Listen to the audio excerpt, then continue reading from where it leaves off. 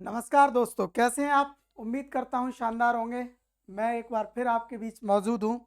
इस बार लेकर के आए आपके लिए बिलियन यानी यूनिट नंबर 1 12 की सॉल्यूशन का इम्पोर्टेंट क्वेश्चंस का एक पैराग्राफ यानी एक टॉपिक, जिसके अंदर परीक्षा में आने वाले सभी संभावित क्वेश्चनों की एक लिस्ट है। हम उनमें से भी स्टार देने वाले हैं, उनमें से भी ये तय करने वाले हैं कि ज़्यादा इंपॉर्टेंट कौन सा है। ठीक, वीडियो को अगर आप पूरा देखेंगे तो इसमें आपको मिलेंगे ढेर सारे क्वेश्चंस, लेकिन उनके अंदर भी जो बहुत अच्छे इंपॉर्टेंट टॉपिक हैं वो आपको पढ़ने ही पढ़े, उनके बारे में आपको सटीक जानकारी देने वाले। चलिए स्टार्ट करते हैं फिर। Important questions 12th chemistry for board exam, answer है सॉल्यूशन। सॉल्यूशन के लिए अपन पढ़ने वाले हैं। पहला, अति लघुत्तरी प्रश्न। अति लघुत्तरी प्रश्न यानी बिलियन किसे कहते हैं। भाई यूनिट का नाम बिलियन है, आपसे पूछ सकते हैं व्हाट इज सॉल्यूशन, पूछ सकते हैं, लेकिन ये इतना इंपॉर्टेंट नहीं। सांद्रता के आधार पर बिलियनों का वर्गीकरण कीजिए। अभी मैंने आपको बताया था, इसको इंग्लिश में बोलते हैं classified the solution based on concentration, यानी कंसंट्रेशन के आधार पर सॉल्यूशन कितने टाइप से होते हैं। आंसर 3 टाइप से। कौन से? कंसंट्रेटेड, डाइल्यूट यानी एक तरह से सांद्र हो गया और तनु हो गया, और एक हो गया एक सांद्र एक तनु यानी एक पतला और एक गाढ़ा, और एक संतृप्त, असंतृप्त और एक अति संतृप्त। ठीक, आगे अपन बात करें तो गैसों में द्रवों की विलेयता किन कारकों पर निर्भर करती है।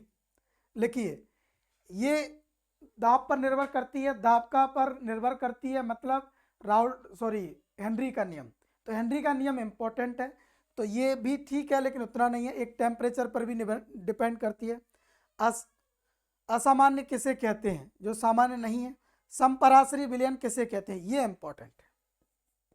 तो मैं आपको ये जो इंपॉर्टेंट लिस्ट आई है, कहाँ से आई है, ये बोर्ड से। मैं इसके अंदर इंपॉर्टेंट के अंदर इंपॉर्टेंट आपको टिक कर रहा हूँ, तो इसके अंदर ये क्वेश्चन इंपॉर्टेंट ज़्यादा है। ऐसा विलयन जिसके, ऐसे दो विलयन जिनके परासरण दाब समान होते हैं उन्हें कहते हैं समपराशरी। ठीक,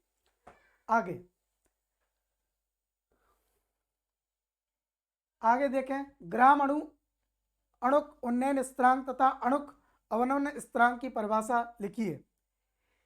ये भी ठीक है। समपराशरी विलयन किसे कहते हैं, इसके पहले आ चुका है, ये बार बार आ रहा है, आप समझ लीजिए इंपॉर्टेंट है। ठीक, एल्कोहल एवं जल के एक विलयन में आणविक अन्योन क्रिया की भूमिका क्या है, ये ठीक है, इंपॉर्टेंट इतना नहीं है कि मैं इसको बोल सकूं इंपॉर्टेंट, लेकिन ये चूंकि मध्य प्रदेश बोर्ड से आया है तो आपको पढ़ना पड़ेगा। मैंने आपको सारे नोट्स दिए हैं, सारे क्वेश्चन वहाँ अवेलेबल हैं। हम टारगेट करने वाले हैं उन क्वेश्चनों को जो बेहद इंपॉर्टेंट है और उनके बारे में थोड़ी चर्चा करेंगे। मोलरता तथा मोलरता की इकाई सहित परिभाषित कीजिए, ये इंपॉर्टेंट है। यानी मोलरिटी और मोलैलिटी दोनों को डिफाइन करना है और दोनों की यूनिट लिखनी है। यानी एक मोल को जब 1 लीटर सॉल्यूशन में घोलते हैं तो उसे बोलते हैं मोलरिटी यानी मोलरता, और जब एक मोल को अपन किस में घोलते हैं, हम घोलते हैं 1 किलोग्राम विलायक में, तो उसे बोलते हैं मोललता। ठीक, एक की इकाई होती है मोल पर लीटर, एक की इकाई होती है मोल पर केजी। ठीक है, ये इंपॉर्टेंट है। हेनरी के नियम को उदाहरण सहित, बहुत इंपॉर्टेंट है। अच्छा सा कलर ले ले, ये भी इंपॉर्टेंट है। ठीक, मैं एक क्लास 22, हेनरी का नियम क्या कहता है, हेनरी का नियम कहता है कि m समानुपाती p, मतलब घोले गए पदार्थ की मात्रा या घोले गई गैस की मात्रा किस पर निर्भर करेगी, प्रेशर पर। आप जितना ज़्यादा प्रेशर लगाओगे उतनी ज़्यादा गैस घुलेगी। ये बात कहता है कौन, हेनरी साहब ने कही थी, इसीलिए से बोलते हैं हेनरी का नियम। ठीक, आगे देखिए, मैंने कहा कि जो बहुत इंपॉर्टेंट क्वेश्चन है जिनके आने की संभावना है, ये पूरा सब कुछ मैं 3 बार आपको क्लास में पढ़ा चुका हूँ, लेकिन अब चूंकि चिंगी की मिंगी निकाल रहे हैं अपन, या यूं कहें कि बहुत सटीक कम समय बचा है इसीलिए सटीक पढ़ रहे हैं। अणुसंख्या गुणधर्म को उदाहरण सहित समझाइए, बेहतरीन, ये भी इंपॉर्टेंट क्वेश्चन है। ऐसे गुणधर्म जो अणुओं की संख्या पर निर्भर करते हैं उन्हें कहते हैं अणुसंख्या गुणधर्म। ठीक, मैंने पिछले वीडियो में उदाहरण दिया था, फिर से कह रहा हूँ। कोचिंग में 2 टाइप की चीज़ें होती हैं, एक फीस आती है, एक रिजल्ट जाता है। ठीक, तो फीस या अणुसंख्या गुणधर्म है क्योंकि फीस बच्चों की संख्या पर निर्भर करती है, लेकिन रिजल्ट बच्चों की संख्या पर निर्भर नहीं करता, वो बच्चों की क्वालिटी पर निर्भर करता है। ठीक, तो आपसे कोई पूछे कि फीस या रिजल्ट, तो आंसर फीस। फीस अणुसंख्या गुणधर्म है। केमिस्ट्री में कौन कौन से होते हैं? 4 होते हैं। बाष्पदाब में अपेक्षिक अवनमन, क्वथनांक में उन्नयन, हिमांक में अवनमन और परासरण दाब। इंग्लिश में बोलेंगे तो elevation in boiling point, lowering in freezing point, osmotic pressure और क्या नाम है उसका, बाष्पदाब में अपेक्षिक अवनमन यानी relative lowering in vapour pressure. ठीक है, ये विलयन की मोलरता ज्ञात कीजिए। इस तरीके का क्वेश्चन यानी मोलरता, मोलरता, नॉर्मलता, मोल प्रवाह, पीपीएम, इसके लिए आ सकता है जिसमें सीधे सीधे वो विलय की मात्रा देगा। क्या देगा? विलय की मात्रा दे देगा और डायरेक्ट पूछ लेगा। यहाँ देखो 120 ग्राम NaOH को किसमें घोला उसने? 2 लीटर में। तो आपको क्या निकालना है? विलयन की मोलरता ज्ञात करनी है। आराम से मोलरता का सूत्र आपको लगाना है। मोलरता का सूत्र होता है capital M equals to WB/MB 1/VS। अब VS लीटर में दिया है तो 2 लीटर यहाँ रख दीजिए। MB आपको NaOH का निकालना पड़ेगा, कितना होता है? 40। 40 यहाँ रख दीजिए। WB ये दिया 120, आंसर आ जाएगा। ठीक है, आगे यदि 6 ग्राम यूरिया को 72 ग्राम जल में विलय किया जाता है तो यूरिया का मोल प्रभाव ज्ञात कीजिए। भाई मोल प्रभाव निकालने के लिए आपको सीधी सीधी बात है, मोल प्रभाव के लिए आपको क्या निकालना पड़ेगा? मोल निकालने पड़ेंगे। यानी पहले आपको यूरिया के मोल निकालने पड़ेंगे, ठीक, और फिर 72 ग्राम जल के मोल निकालने पड़ेंगे। यानी इसके लिए आपको निकालना पड़ेगा 6 ग्राम यूरिया, यानी इसके लिए आपको NB निकालना है और ये हो गया आपका Na निकालना है। ठीक, मोल का सूत्र क्या होता है? भार बटे अणुभार। तो भार कितना दिया है? भार दिया 6, अणुभार यूरिया का होता है 60, Na भार कितना दिया है? WB ये दिया 72 और अणुभार कितना होता है? 18 पानी का। बस ये 1/10 और ये 18 चौक 72, ये आपका NB और Na आ गया। उसके बाद में आपको सूत्र लगाना है। सूत्र किसका लगाना है आपको? यूरिया का मोल प्रभाव यानी XB। XB की जगह अपने को लिखना है NB/Na प्लस NB। सूत्र में Na और NB का मान रख दीजिए, आंसर आ जाएगा नॉर्मल। आप बोलोगे सर आप इतना पढ़ा ही रहे हो तो इनकी कैलकुलेशन भी कर दो। भैया हम पेपर देवे चले जाए तुम्हारे का चाहते हो, कल ही हो जाए। हाँ, आगे देखिए प्रश्न क्रमांक 9। यदि 22 ग्राम बेंजीन में 122 ग्राम कार्बन टेट्राक्लोराइड घुली हो तो बेंजीन और कार्बन टेट्राक्लोराइड की प्रतिशत मात्रा ज्ञात कीजिए।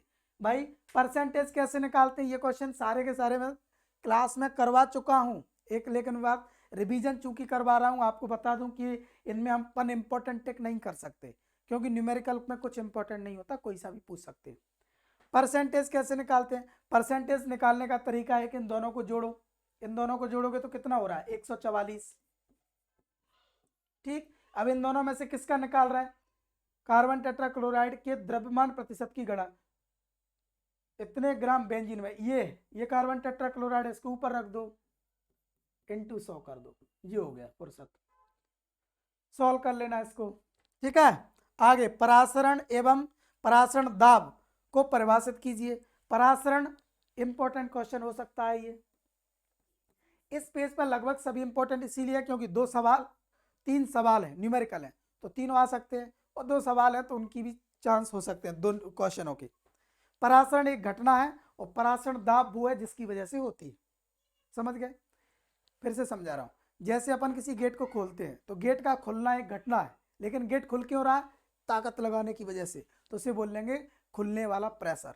ऐसे ही परासरण एक घटना है और परासरण दाब वो दाब है जिसकी वजह से परासरण की घटना होती है। ठीक है, होती है या बाहर से ऐसा प्रेशर लगाया जाए कि परासरण की घटना ना हो, यह भी एक अलग तरीका है परिभाषित करने का। चलिए हो गया। अब देखिए लघुत्तरी में क्या कारण है कि तापमान में वृद्धि से गैस द्रव में कम विलय होती है? नॉर्मल सी बात है बाबा, जब अपन चीजों को गर्म करते हैं तो क्या होता है? अंदर की गैस बाहर चली जाती है और अपन तो गैस को घोलना चाहते हैं, तो घोलने के लिए आपको टेम्परेचर कम चाहिए ना कि ज़्यादा। ठीक है, इंपॉर्टेंट नहीं है लेकिन आपको ज्ञान के लिए पता होना चाहिए। अणुसंख्या गुणधर्म किसे कहते हैं? 4 उदाहरण हो चुका है, IMP है, ये हो चुका है। अति पराशरी तथा अल्प पराशरी विलयन को परिभाषित, भाई 2 विलयन जिनमें से जिसका पराशरण दाब ज्यादा होगा उसे अति, जिसका कम होगा उसे अल्प पराशरणी विलयन। विलेयता को प्रभावित करने वाले कारक, ये भी ताप, दाब, सांद्रता। मोल प्रभाज किसे कहते हैं? ये इंपॉर्टेंट है, अभी बता। मोल प्रभाज किसे कहते हैं? जिस घटक का मोल प्रभाज निकालना है उसको रखिए ऊपर और टोटल रखिए नीचे। जैसे विलेय का निकालना तो आंसर क्या होगा? विलेय के मोल बटे विलेयन के मोल, और विलायक का निकालना तो विलायक के मोल बटे विलयन के मोल।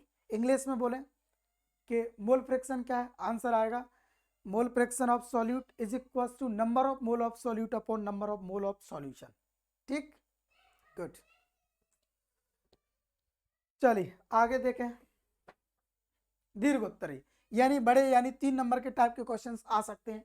राउल्ट का वाष्प दाब अवनवन नियम क्या है? ये निश्चित मान लीजिए IMP है। राउल्ट का नियम आता ही आता है, इसका एक सूत्र होता है XB is equal to PA not upon PA not minus PS, यानी ये होता है वाष्प, ये इसे बोलते हैं मोल प्रभाज, सॉरी हाँ मोल प्रभाज। विलेय का मोल प्रभाज यानी mole fraction of solute is equal to the relative lowering in vapour pressure, यानी विलेय का मोल प्रभाज वाष्प दाब में आपेक्षिक अवनमन के बराबर होता है। यही राउल्ट का नियम है। किसी साधारण किसी विलायक में विलेय को घोलने पर उसका क्वथनांक बढ़ जाता है, क्यों?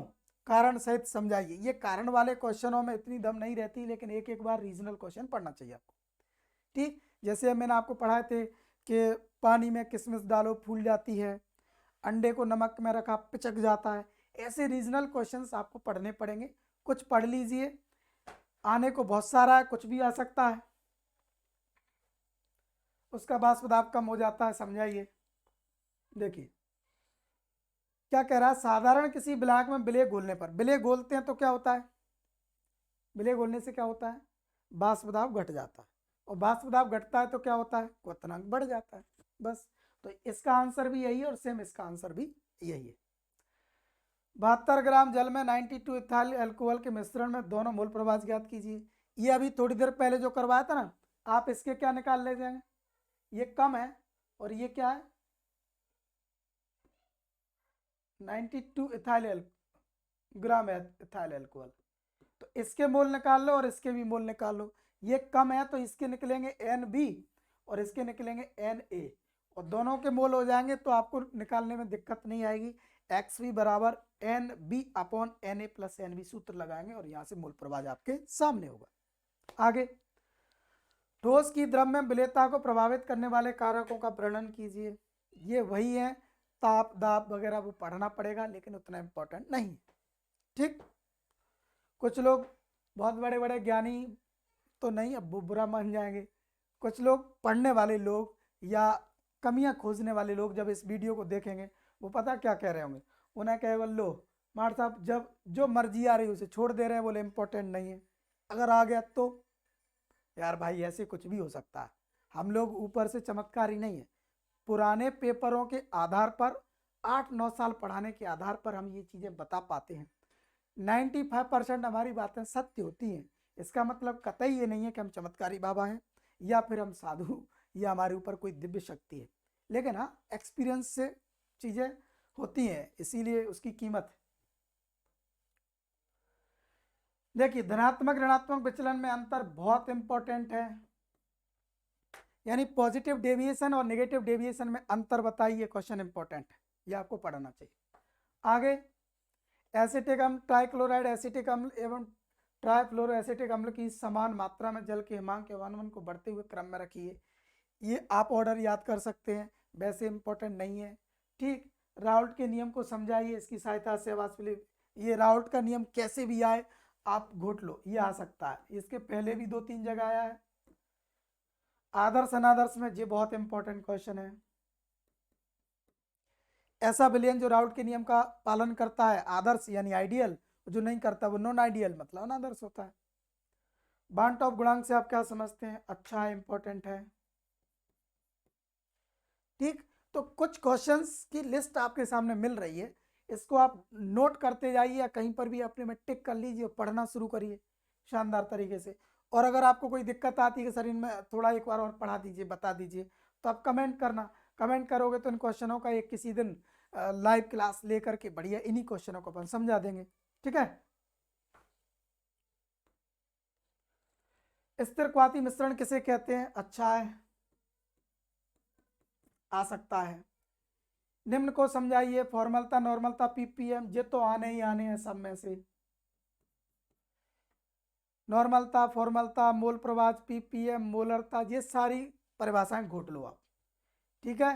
हीलियम को गोताखोर के सिलेंडर में उपयोग क्यों किया जाता है? क्योंकि वो परासरण दाब की कहानियां होती है, उधर वो जल में विलय हो जाती है आसानी से, और जल में घुलनशील होने के कारण हीलियम, उसको हीलियम के साथ ऑक्सीजन इजीली अंदर चली जाती है, यानी प्रेशर मेंटेन करने के लिए। इसका एक सटीक आंसर मैंने लिखवाया हुआ है। ग्लूकोज का 1 बिलियन, ये एक न्यूमेरिकल है। इतने ग्राम जल में इतना ग्लूकोज घोला गया है। यदि जल के उन्नयन स्थिरांक kf है तो ग्लूकोज के बिलियन के हिमांक ज्ञात कीजिए। देखिए kf हो चाहे kb हो, ये आपको एक चीज याद करवाऊं मैं, जैसे लिखा ना kb हो या kf हो, ये समानुपाती किसके होते थे? m के। m मतलब मोलैरिटी, मोलैलिटी। अब यहां से क्या हो गया? kb बराबर k, या मोलैलिटी है ना, तो सॉरी ये हल्की सी मिस्टेक हुई है, माफ कीजिए उसके लिए। इसको निकाला जाता है, फिर से बताते हैं। डेल्टा टी एफ और डेल्टा टीवी दोनों को मैं एक साथ बता रहा हूँ। ये हिमांक में अवनमन है और ये क्वथनांक में उन्नयन है। हिमांक में अवनमन मतलब लोअरिंग इन, हिमांक में अवनमन मतलब लोअरिंग इन फ्रीजिंग पॉइंट, ठीक, और एलिवेशन इन बॉइलिंग पॉइंट। ये दोनों डिपेंड करते हैं मोलैलिटी पर। किस पर डिपेंड करते हैं? मोलैलिटी पर। जब अपन इसको हटाते हैं तो क्या आता है? Delta T F equals to K F M, और यहां से के एफ की वैल्यू क्या आएगी? Delta T F upon M. ठीक है। तो अब डेल्टा टी एफ गिवन है, मोलैलिटी क्या होती है? W B upon M B into 1 upon W A. यहां पर चीजों को पुट कीजिए, इसमें से निकालिए और आंसर आ जाएगा। अब न्यूमेरिकल करने में आपको समस्या जा रही है तो उसका सीधा सीधा एक ही कारण है। आप बोलोगे सर हमें के एफ नहीं पता, आप बोलोगे सर हमें ये एम नहीं पता, ये एम कहाँ से आ गया? तो हम आपको एक बात बताएं सटीक, आप न्यूमेरिकल छोड़ दो भाई। फरवरी आ गई है, फरवरी में आकर के यदि आपको K F, K B, M, capital M, X B, X, ये सारी चीज़ें यदि नहीं मालूम तो फिर धीरे धीरे विकट इंपॉर्टेंट 10, 12, 50 क्वेश्चन पढ़ो, निकल लो, पास हो जाओगे। इनके चक्कर में क्यों पड़े? ये उन बच्चों के लिए जो टॉप करना चाहते हैं। टॉप करना चाहते हैं तो आपको सारे फॉर्मूले याद करने पड़ेंगे। ठीक है। 100 मिली सुक्रोज बिलियन में इतने ग्राम सुक्रोज है और इतने के पर परासरण दाब की गणना कीजिए। पाई बराबर सी आर टी, ठीक, पाई बराबर सी आर टी इसमें लग जाएगा। तो कहने का मतलब है कौन सा क्वेश्चन कौन से फॉर्मूले से होगा ये आपको जज करना है। अगर आपको ये क्वेश्चंस पूरे नहीं बनते, आप बोले सर इनको सॉल्यूशन करवाना है, तो मैं कह रहा हूँ कि आप कमेंट कीजिए, ठीक, आप मुझे मैसेज कीजिए, आपके पास नंबर है, और मुझे बताइए कि सर प्रॉब्लम जा रही है। तो अपन एक दिन क्लास ऐसी केवल न्यूमेरिकल की लगा लेंगे, लेकिन आप पहले पढ़िए, वीडियोस देखिए। आप ये तो जज कीजिए कि आपको नहीं पता, ये आपसे नहीं बन रहा। आप बोलोगे नहीं तब तक तो आगे नहीं चलेंगे अपन, ठीक, क्योंकि ये सारी चीजें हम 3-3, 4-4 बार क्लास में पढ़ा चुके। बिलियन की परिभाषा दीजिए। सांद्रता के आधार पर बिलियन कितने प्रकार के होते हैं? ये क्वेश्चन पहले आ चुका है। ठीक है। तो इस तरीके से हमारे पास इतने क्वेश्चंस थे इस यूनिट में, और इन क्वेश्चनों के अलावा कहीं से भी आ सकता है। यदि आप 100 में से 100 स्कोर करना चाहते हैं तो फिर ये वीडियो आपके काम का तो है, लेकिन जो चीज़ें छूट गई हैं वो भी आपके काम की। ठीक, आपको सब कुछ पढ़ना पड़ेगा, पूरी बुक्स पढ़नी पड़ेगी, एक एक पॉइंट याद रखना पड़ेगा यदि आप 100 में से 100 स्कोर करना चाहते हैं तो। और अगर आप 90, 85 चाहते हैं तो फिर इंपॉर्टेंट पढ़िए, इनसे आपका काम चल जाएगा। मैं आपके काम का हूँ, ये आप ही तय कर पा रहे होंगे। मैं अपनी तरफ से पूरी ईमानदारी से मेहनत कर रहा हूँ, आप तक वीडियो लेके आ रहा हूँ। आपकी जिम्मेदारी सिर्फ इतनी सी बनती है कि आप मेरी मदद करें। मदद का मतलब ये नहीं है कि आप मेरे अकाउंट में 10, 20, 50 रुपया डाल दें, नहीं, वो न डालें। इस वीडियो को और ऐसे ढेर सारे जो वीडियोस मैं बना रहा हूँ उन वीडियोस को 2-4 ग्रुपों में डाल दीजिए दोस्त, 2-4 दोस्तों के पास पहुंचा दीजिए, 2-4 दिन स्टेटस पे लगाओ, ये कहो कि हमारे साहब पढ़िए, पढ़ा रहे हैं ठीक ठाक, आप भी पढ़ लो, मैं लोगों के भी काम आऊँगा, कोई दिक्कत नहीं है। जिस जगह पढ़ा रहे हैं वहाँ के बच्चे तो पढ़ ही रहे हैं, अगर बाहर भी आपका हमारे साहब पढ़ा लेंगे तो क्या दिक्कत है, ठीक। हमारा मनोबल बढ़ेगा, हमें अच्छा लगेगा, और हमें अच्छा लगेगा तो हम और अच्छी मेहनत करेंगे, तो वो आपके लिए अच्छा है, ठीक है। हमारे साथ तुम्हारे भी सपने सच्चे होते, हमारे साथ तुम्हारे भी सपने सच्चे होते, हम बुरे नहीं होते अगर तुम अच्छे होते। ये किसके लिए कह रहे हैं?